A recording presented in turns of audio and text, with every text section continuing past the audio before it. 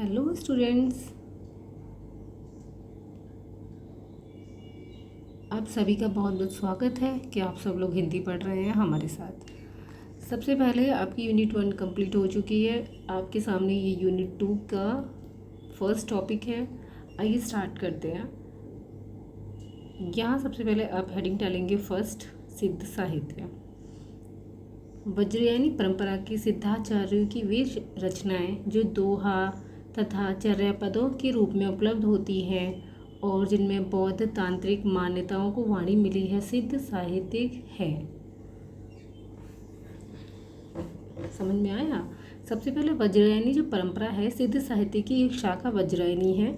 वो परंपरा के जो सिद्धाचार्य हैं, जो सभी विद्वान लोग हैं जिन्होंने दोहा लिखे हैं, चर्यापद लिखे हैं और वो सारी रचनाओं को एकत्रित करी गई है, उन सबको सिद्ध साहित्य, लिखे जाने वाले ग्रंथों को सिद्ध साहित्य नाम दिया गया है। सिद्ध साहित्य बौद्ध धर्म की वज्रयान शाखा के प्रचार हेतु रचा गया था। अब आपसे क्वेश्चन आ सकता है नेट के एग्जाम में कि सिद्ध साहित्य की इन चारों में से कौन सी एक शाखा है, तो आप बताएंगे वज्रयानी शाखा। राहुल सांकृत्यायन तथा प्रबोध चंद्र बागची ने 84 सिद्धों की सूची प्रकाशित की है, जिसके अनुसार 84 सिद्धों के नाम इस प्रकार है। तो स्टूडेंट्स, आप सामने देख रहे हैं कि ये सारे 84 सिद्ध जो हैं ये हमको नहीं पढ़ने, हमको सिर्फ याद करना है कि 84 सिद्ध हैं, एक डिजिट याद करनी है। उसके अलावा हमको ये लिखना भी नहीं है, ठीक है। ये सारे 84 हैं जिनको आपको बिल्कुल भी नहीं लिखना है, ठीक है। अब हम स्टार्ट करते हैं यहाँ से। आप यहाँ पे देख रहे हैं बौद्ध सिद्धों का समय 8वीं से 13 सदी तक माना जाता है। तो 8 to 13 तक किसका टाइम है? बौद्धों का टाइम है। बंगाल, असम, उड़ीसा और बिहार का पूर्वांचल सिद्धों का प्रमुख क्षेत्र था। कहने का मतलब नॉर्थ ईस्ट रीजन जो था वहाँ पे बौद्ध सिद्ध रहते थे। बिहार में नालंदा और विक्रमशिला के विश्वविद्यालय, बिहार में नालंदा है और विक्रमशिला है, और उसके विश्वविद्यालय में बौद्ध सिद्ध साधना के मुख्य केंद्र थे। सबसे पहले यहीं सिद्ध साधनाएं हुई थी बिहार में। वज्रयान सिद्धों का केंद्र श्री पर्वत था। तो आपको क्वेश्चन कहाँ से आएगा नेट में कि वज्रयान सिद्धों का केंद्र क्या था, तो आपको याद रखना होगा श्री पर्वत था। Very important. आइए नेक्स्ट स्टैंजा, आप यहाँ से बिना हेडिंग के सिर्फ स्टैंजा चेंज करके लिखेंगे। सिद्ध साहित्य के संपादन एवं अन्वेषण में पाश्चात्य विद्वान कौन शामिल थे? सिर्फ बैंडल शामिल थे, हरप्रसाद शास्त्री। एवं दोहा कोश का संपादन हरप्रसाद शास्त्री का था, बौद्धगान और दोहा, ठीक है। दोहा कोश और बौद्धगान आप लिख देंगे बस। उसके बाद आप इसको यहाँ पर विराम लगा देंगे, इतना ही आप करेंगे। आइए स्टार्ट करते हैं यहाँ से। नेक्स्ट स्टेंजा आप डालेंगे हेडिंग प्रसिद्ध सिद्ध कवि एवं साहित्य। पॉइंट नंबर 1 में है सरप्पा, मेन इंपॉर्टेंट है सबसे ज़्यादा, ये very very important for your NET exam, okay. Sarahappa 8वीं शताब्दी में आए हैं। राहुल सांकृत्यायन के अनुसार सरहप्पा प्रथम और सबसे प्राचीन बौद्ध सिद्ध है। मतलब राहुल सांकृत्यायन के अनुसार सबसे फर्स्ट और सबसे प्राचीन कौन है? सरहप्पा है। इनसे पहले कोई नहीं मानते हैं। सरहपाद के अन्य नाम हैं, जैसे सरहपाद, सरोज वज्र, राहुल भद्र इत्यादि। कई नामों से प्रसिद्ध सरहप्पा के 32 ग्रंथों में, कितने ग्रंथ हैं इनके? 32 ग्रंथों में दोहा कोश अत्यंत प्राचीन है। कहने का मतलब है बहुत सारे इनके 32 ग्रंथ हैं, जिनमें सबसे पहला और जो मेन क्या है वो है दोहा कोश, ठीक है। दोहा कोश का संपादन किसने किया था? प्रबोध चंद्र बागची ने किया था। राहुल जी ने इनका समय 769 ईस्वी, ठीक है, 769 ईस्वी, एवं डॉक्टर विनयतोष भट्टाचार्य ने विक्रम 690 माना है। सिद्धों में सबसे पुराने सरहपाद के काव्य में धर्माडंबर के विरुद्ध आक्रामकता, उग्रता और तीखापन था, जो कालांतर में कबीर में सुनाई पड़ता है। आपको इतना ही लिखना है यहाँ तक, ठीक है। आइए आगे बढ़ते हैं। अब नेक्स्ट आपको कवि मिलते हैं शबरपा। आप इनकी हेडिंग बनाएंगे और ये भी 8वीं शताब्दी ही है इनका टाइम पीरियड। सिद्ध कवि शबरपा शबरों का सा जीवन व्यतीत करने के कारण शबरपा कहलाए। इन्होंने सरहपा से ज्ञान दीक्षा ली थी। इनका जन्म 780 में हुआ था। चर्यापद इनकी प्रसिद्ध रचना है। इसमें माया मोह का विरोध, सहज जीवन पर बल और इसे ही महासुख की प्राप्ति का पंथ बताया गया है। Come to topic 3।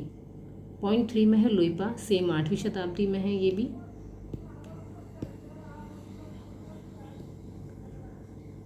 लुइपा भी 8वीं शताब्दी में है। शबरपा के शिष्य लुइपा राजा धर्मपाल के समकालीन थे। 84 सिद्धों में इनका स्थान प्रथम और सबसे ऊंचा माना जाता है। रहस्य भावना की प्रधानता लुइपा के काव्य की विशेषता है। उड़ीसा के राजा और मंत्री इनके शिष्य थे। ठीक है, अब स्टार्ट करते हैं। Point number 4, कन्हप्पा।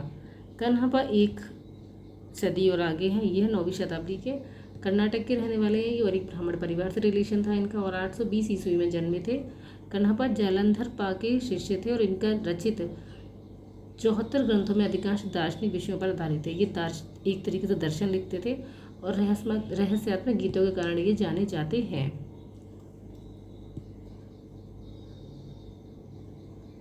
आप सिर्फ इतना ही लिखिएगा, जाने जाते हैं तक। कुक्करिपा में आप सिर्फ पॉइंट 5 डालेंगे, कुक्करिपा लिखेंगे। गुरु चरपटिया के शिष्य कुक्करिपा थे और इन्होंने सिर्फ 16 ग्रंथ लिखे हैं। बस इनके लिए सिर्फ इतना ही लिखा जाएगा। आइए इम्पोर्टेंट स्टार्ट करते हैं। वेरी इंपॉर्टेंट टॉपिक जो कि आप लोगों के सामने हेडिंग है, सिद्ध साहित्य और उसके स्मरणीय तथ्य।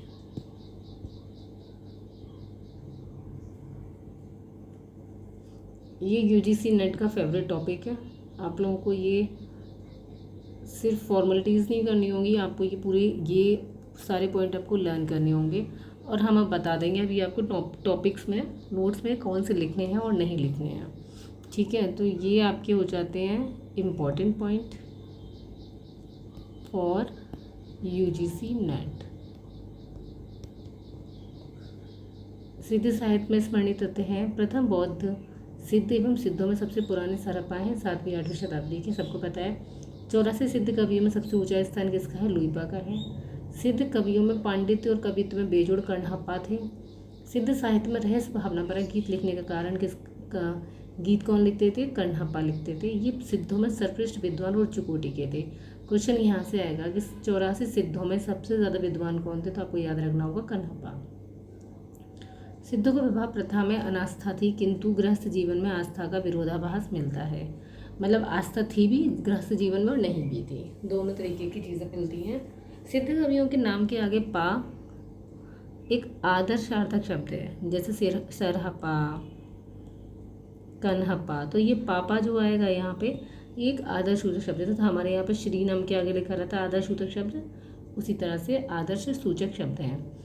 मैथिली ग्रंथ वर्ण रत्नाकर ज्योतिष ठाकुर की तरह लिखा गया है। 84 सिद्ध कवियों के नाम में ये मिलते हैं। सिद्ध साहित्य में महामुद्रा शक्ति योगिनी का अर्थ स्त्री सेवन से है। ठीक है, बस आप इतना ही लिखिएगा, यहाँ तक आप इतना पॉइंट लिखिएगा, ज़्यादा नहीं लिखिएगा। ठीक है, आइए आगे बढ़ते हैं।